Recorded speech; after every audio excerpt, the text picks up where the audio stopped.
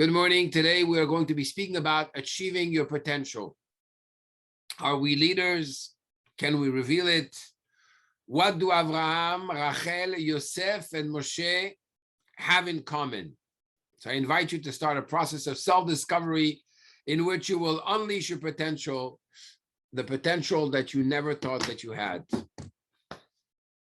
We look at the birth of the Jewish people of Am Yisrael, and it's really the story of our life. It's the story of every single one of us. We understand what the Midrash tells us. There is a verse, Shlomo HaMelech, King Solomon says, Mi iten tahor mitame halo ehad. Who is able to extract the purity from something which is impure? Only the one which is not limited by one or the other, only the one which is the one and only God, he is able to extract from the impure the pure. The Midrash goes on to explain, Terach was the father of Abraham. Terach was an idol worshiper. He was impure, but nevertheless, out of him came Abraham. Olam haba, the world to come. How do you access the world to come, which is pure? Through olam hazeh, through doing mitzvot in this world, which is impure. So we see here there is a concept of something which is hidden in what we call, in the expression of Kabbalah, the concept of klipa. Klipa, the word klipa in Hebrew, which is the husk, which is what hides the holy forces, and therefore it's called klipa because it is a negative force. It has a little function, a double function, just like a fruit. A fruit, in order to stay fresh and juicy, has to be surrounded by a peel. That peel, on one hand, covers the fruit, on the other hand, protects the fruit. So it should stay juicy and good.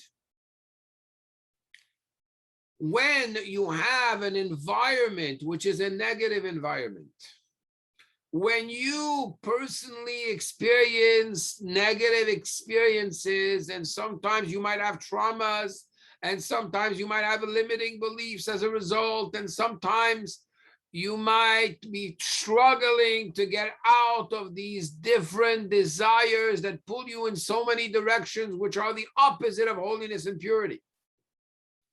You have to know at that moment that you have a hidden potential that's inside, that's surrounded by the peel, and your work is to peel off and to go and to enjoy the fruit. I just read a story of a great rabbi, which before he became a rabbi, went off the path. Unfortunately, whatever, he went to different things, and then Baruch Hashem, he came back. Before going to sleep every night, he would say supplications, and he would cry for hours on what he did. He once came to see the Lubavitcher Rebbe, and the Rebbe told him, you have to know that what you can accomplish with joy is much more powerful than what you're accomplishing with your cries. Basically, when you take the fruit, you have two things that you could focus on. The fact that there's a peel, and I need to peel the peel, I need to peel it off, and it's hard, and sometimes it's well stuck to the fruit. Or the fact that I want to enjoy the fruit. In order to be able to extract from the impure purity, one has to be able to drive his car not looking at the rear view mirror. You cannot look in the past. You cannot look at your traumas. You cannot look at your environment. You cannot focus on the negative. A driver that's driving a car in a race, when there's a wall coming, what he needs to do more than to turn the wheel in order not to hit the wall, he needs to turn his face towards the direction he wants to go. And once he makes that turn and he turns his face, then at that moment, he is able to really get where he needs to get. The hands will follow by themselves. But if the person decides to stay focused on the wall and he's going to turn the wheel, but he continues being focused on the wall, eventually what's going to happen is he's going to come into the wall and have an accident. In life, it is imperative for one, and all of us have had some types of negative, limiting experiences, traumas in our lives at one point, or we have fallen into habit for a long period of time. And therefore, there's certain things we cannot get rid of, as we explained in last week's class. We have to know that the beginning, the way to do things is not with sadness, but rather with joy. If a person is able to know the direction, he says, I know who I was, I know the experience I had, I am going to walk forward with joy. Why? Because I know I'm walking forward. That is the most important thing. In relationships, in finances. Somebody came to me this morning and said, Rabbi, I am really very bad. I feel very bad. Last year, I made a lot of money. And I am going to have to pay $70,000 today of taxes. And I wish I could give them to tzedakah. I said to him, my friend, these taxes you have to pay. If you're going to do it and you need to do it with joy. Because if you decide to do things not with joy, then you are affecting your whole persona. You have to know that joy, simcha, is the key to all the blessings. So let's start with Abraham. Abraham Avinu, what made him become such a leader, the leader of the whole nation? The number one quality of Abraham is that he did not look at his environment and get stuck with the fact that he grew up in an environment of idol worship. This did not limit him to say, you know what, I can never become somebody because this is where I grew up. That's number one. Do not focus on your environment and where you grew up. Let it go. Number two, be inquisitive. There is something which is really wrong, which we do to our children, and which have been done to us. It has been done to us as well. It's the fact that when we are children, we are very inquisitive. We have questions. We have a lot of questions. And sometimes as parents, it can get really, a lot of questions. It's a lot. Leave me alone. Stop asking questions. In the classroom, the same thing. The problem is that the process of questions is a process of liberation, is a process of personal growth. The moment that we stop asking ourselves questions, we automatically fall from the category of a leader to a follower. The moment we start asking questions and we are looking for the truth, we are striving for the truth, we are longing for the truth, we are longing for a higher reality. At that moment, everything changes, because you are no longer limiting yourself to your environment, you are looking towards a higher level. And that's really what a neshama, what a soul is. If you look at a soul, Shlomo Melech says, Kiner Hashem Nishmat Adam. If you look at the flame is in a state where it has what's called two movements. The movement of Ratzo, which is longing, going, trying to get it to its source, and then Veshov, the absorption. I go back to myself, I go back to my wick, to my source, my physical source of energy, the wax, and then I go back to my spiritual source of energy, and so on. That's what makes the flame be able to grow. The soul is exactly that way.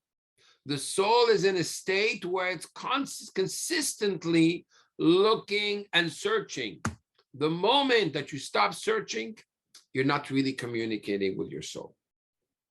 You know, we are the fruits, we are the result of habits. We have certain habits that we repeat day in and day out.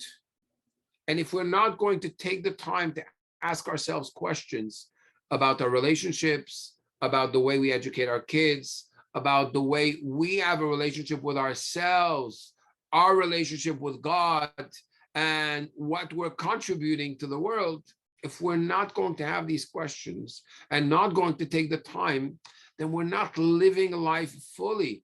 We are really limiting ourselves to a box of just human doings, not human beings. And we need to be beings. We need to grow. This is a deep need inside. The Ranag, Rav Nachum Goldschmidt, says in the name of the Hillel Paritcher that one day a man was looking for some type of peace of mind. So he decided to leave the house. He went into the forest, deep in the forest, and he had so many troubles. He had problems, financial problems, shalom bayit problems, you name it, he had it. So it was very heavy. It was weighing heavy on his heart. He decided that he's going to go in the forest. He's in the forest, and there he hears a music. That music is so special, so, I don't know, it's another taste. And it takes him so deeply that he elevates himself above his problems, and suddenly he's able to be creative. He's able to imagine things that he wasn't able to do when he was back home. He's able to feel confidence and joy. What happens? He goes back home, he finds his way back home, and the problems come back. They weigh heavy again on his heart. He does not know what to do. He's looking for the music that he heard in the forest. He goes to one of the superstores of music, and he's listening here, listening there, and finally finds a CD of a music that's not his type of music. It's maybe hard rock or heavy metal, I don't know, or a rap. And 15 seconds into a song, he recognizes something that reminds him the music that he heard. I know the feeling. When I was in Morocco, I was 9 years old. My parents gave me a bottle of a certain orange juice from Morocco called Jus d'Or. I still remember it, 41 years later. And since then, whenever I taste a type of orange juice, whatever it is, I'm looking for that taste. He is looking for that taste. He is looking for that music, for that experience. He finds a little something that resembles a little 15 seconds.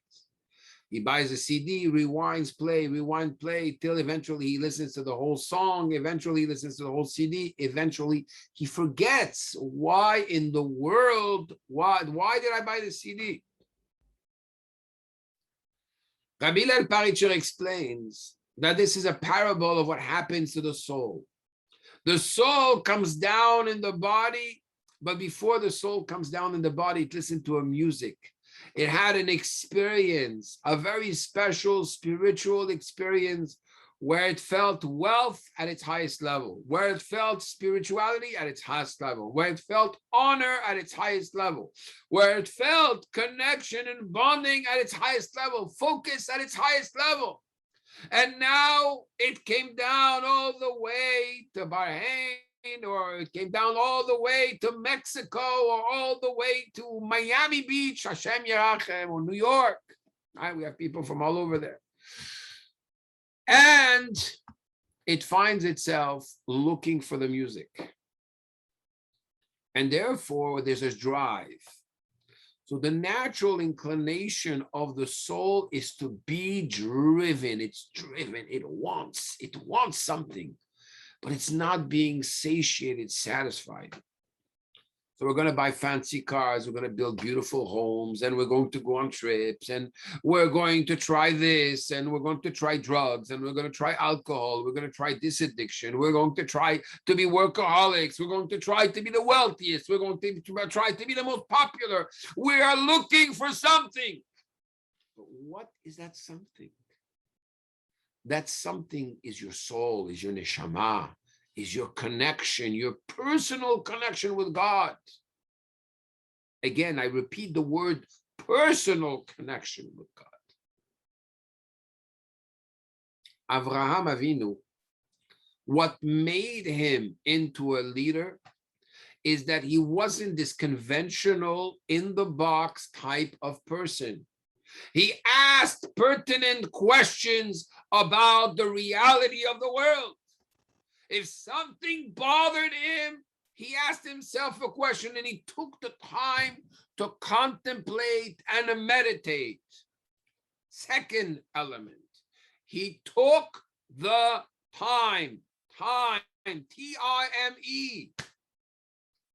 My friends, to become a leader, to reveal the leader, to reveal your creativity, if we're going to be too busy running after ourselves and doing all the time, and we're not going to take the time, then we will never experience what it means to really connect. It's super important for our personal growth, not only to ask the questions, but to take the time to contemplate on the questions. I will tell you on a personal basis, on personal experience, that I find myself being more productive when I leave, when I go away, when I'm not in my environment, especially if I go into the mountains, I love the mountains, and I take the time to contemplate and meditate on a subject, or I write. What I'm able to accomplish in that moment of pure, deep thought and connection is much more than what I'm able to accomplish when I am running right here, right and left. So quality number one, we said Abraham was not impressed by his surrounding and his personal upbringing. That did not define who he is. Number two, Abraham Avinu was inquisitive. He asked questions. When is the last time you asked yourself questions? Number three, what's number three? He took the time to contemplate and meditate. He took the time. And therefore, when finally Abraham is going to be named the leader of the generation, is going to be the one which is now going to guide everyone, and he needs to have a descendants, he turns to God and says, who will inherit me? What is this all worth if I don't have a descendants? So it says the following verse, Vayotze oto hachutza, and Abraham was taken achutza, he was taken out. Because what happened is, Abraham looked at the stars and he didn't see that he would have a descendants. God took him above the stars. And he said, I'm going to take you to the higher level, not what the destiny of the stars, the destiny of life. I'm going to show you a reality of Abraham that you never saw before. One day, they say there was a great rabbi by the name of Yitzchak, it's Elchanan Spector of blessed memory. And one day he fell asleep studying the Talmud. And he saw in his dream that somebody was being judged. And he looked, who is this man? I seem to know this man. He said, the man looked more handsome than me. He had studied more than me. He was more knowledgeable than me. He had done more mitzvot than me. I then asked the heavenly court, who is being judged? So they showed him and they said, it's you. He says, what do you mean? It doesn't look like me. He says, this is the way we expect you to look in heaven. You understand that if we only exist by what others think of us, we're nobodies. The Kotzker Rebbe once said, if I am I because you are you, and you are you because I am I, then I am not I and you are not you. But if I am I because I am I, and you are you because you are you, then I am I and you are you. In other words, if the definition of who I define myself to be is based on my personal connection, my personal bonding and desire to grow, then I myself, then I have what to grow, I have the right foundation. But if I base my whole definition of how I define myself on how you look at me, then I'm not me. I'm just a chameleon that is adapting himself to this person and that person and this situation and society, etc. Abraham, vayotze oto achutza. I'm going to redefine who you are. You will no longer be Avram, but you will be Avraham. What does it mean, Avraham? Avraham meaning that you will now be able to have your five senses, right, are going to be open to me. I'm going to add a hey. I'm going to make you open up to a reality, which is the true reality of who you are.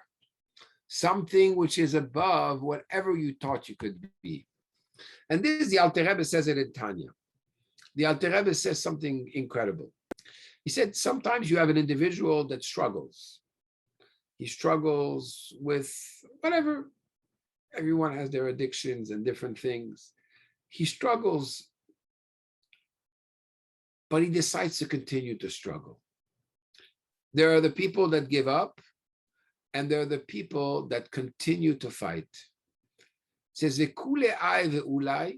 maybe at a certain point, what happens to this person, which is the struggling person, is that suddenly he is inspired, and his soul, just like the soul of Abraham Avinu, Abraham, was taken out of its limitations and was brought to a true and new reality, so too, a person is showed his higher self.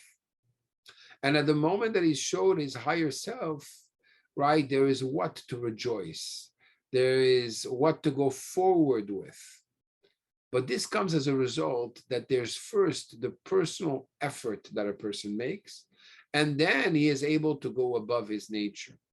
We know that all the great rabbis that studied Rabbi Nachman of Breslev and all the tzaddikim, in order to ascend from one level to the other, they had to toil. But once they toiled enough, then they came to a level where God elevated them to the next level. And then there they had to toil. So one should not be scared to make the effort. When is the last time that you have made a true effort to connect to your deeper self?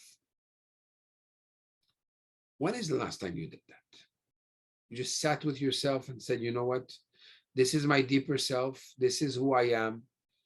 And this is who I want to become. And I'm going to make a plan and make it happen. I once met a 21-year-old young man in Aventura. I approached him. I had my tefillin with me. And I said to him, what's your name, Jacob? Did you put on tefillin today? I pulled the classical question. And he said, no, I didn't. Okay, can we go up to your office? We went up to the office. We became friends. And one day we went for a lunch. And I asked him, Jacob, what do you do for a living? He says, I'm an international trader. I'm sorry? He said, I'm an international trader. He says, it's impossible. You're 21 years old. And where did you grow up? Miami. No. Miami doesn't produce at 21 years old international traders. And then he told me something fantastic. He told me that 7 years before, when he was 21 years old, the next door neighbor, somebody had moved next door. This guy loved vintage cars. He would polish his cars and take care of his cars, nurture his cars. He was 60 years old, a single man. And he said, me, I was 14, and after school, I used to go and enjoy sitting in his garage and look at him polish the cars. That model, 1963, that model from 1972. And one day I said to him, when I grow up, I'm going to have cars just like that. So the man looked at me and said, really? And how are you going to do that? Well, he said, I'm going to make money and, I'll be rich and I'll be able to afford a car like this. I said, really? Do you have a plan? And he said, I looked at the man and I said, what is that? And for the next 6 months, this 60-year-old man sat with a 14-year-old every night when he would come back from school and teach him how to do a business plan. He says, from that moment on, my life changed. I knew where I was going. I knew what I did not want in my life. I knew what I wanted in my life. And therefore, even though I was tempted to be another Miami boy that would go out to clubs and have fun, where nobody had a plan for themselves, I did have a plan for myself. And even though my friends had a plan for me, my plan was clear enough for me to follow it and to arrive at this level where I'm an international trader. And when India has too much of something and France has not enough of that thing, I become the broker at 21. Obviously, in order to really succeed, to awaken and to reveal the leader inside of us, we must have a plan. It's impossible, just like Einstein said, it's impossible to repeat the same actions and believe that they will yield a different result if we don't change something. So obviously, the fact that on a Monday morning, I stand in awe, I sit in awe before all of you, that at 10:15 in the morning, from 10:15 to 11, you decide to stop your day and start your week that just started at 9 a.m. this morning to think about yourself and your connection, that blows my mind away. And I think it's wonderful. It really shows on who you are and where you want to go. The question is how to transform that into a plan that would be a viable plan and lead you to your real potential. We could talk more about Abraham, but let's go now to Rachel. Rachel Imenu. Why did I choose Rachel? Well, first of all, yesterday was her yard site. Rachel has a little the same type of life that Abraham had. Rachel grew up in the house of an idol worshiper, a sly, sneaky father, but she decides to be different. Shlomo HaMelech says, just like the rose comes out of its thorns, so too my beloved one is between all the other daughters, all the other ones. Rachel, not only does she go out of her nature and her surrounding and she looks for the good, but she's going to do something incredible. When the father Lavan is going to offer his daughter Leah, Rachel and Leah, he offers Rachel to Yaakov. Whether Yaakov sees Rachel, falls in love, and he wants to get married with her. And the father says, work for me 7 years and I'll give you my daughter. He works for the father 7 years. But the father decides to make an exchange and give Leah, which was the younger one, which was the older one, to his future son-in-law. Right? To his future son-in-law. So he does this. And the next morning he wakes up and he realizes he is with Leah, not with Rachel. But how did he pull such a trick? He knew he had to deal with a sly, sneaky father-in-law. He gave a special code to make sure that he would know that it's his wife Rachel and not anybody else. But Rachel decided to give that special code to her sister because she didn't want to embarrass her sister. Eventually, he gets married to Leah, and after that, he gets married to Rachel. We see here the first act of self-sacrifice of Rachel is that I am ready to erase myself in order for somebody else to have it better. But this is not going to be only in her lifetime. This will happen in her passing as well. When Rachel dies, she dies on the path. And on the path, on the way leading to Bethlehem. She is buried on the way, which means that Leah eventually is going to be buried with Yaakov. Rachel, on the other hand, you know that at the time you were allowed to get married to many wives. It was permitted. Rachel finds herself buried, right, on the path. Why? Because she saw in prophecy that in the future, her children would be exiled. She didn't want to be in her comfort zone, buried in Israel, in Hebron, next to her husband, while her children were going out of exile. So at the place where the passageway, where the Jewish people would go into exile, she was there to cry for them. We see as a result, Rachel, because of her self-sacrifice, because she went out of her comfort zone, Rachel is rewarded. It's her cry that will bring about the redemption of the Jewish people and bring about that we should all be freed from the exile. But furthermore, let's look at the children of Rachel. Who is the chosen child of Rachel? Yosef. In what is Yosef different than the other brothers? The other brothers are secluded. They are next to their father, Jacob. They're in Israel. They're in an environment which is away from all the negativity.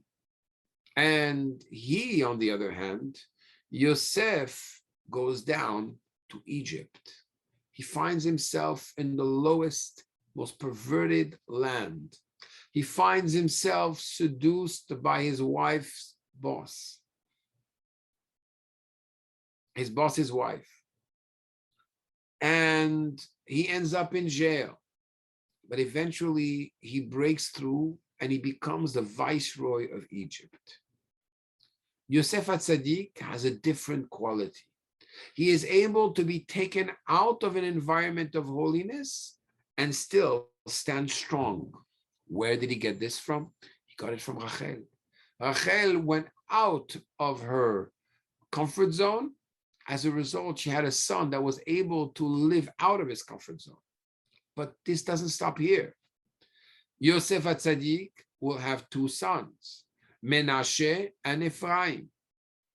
When Jacob will see Menashe and Ephraim, he says, wow, let me bless the children before I die.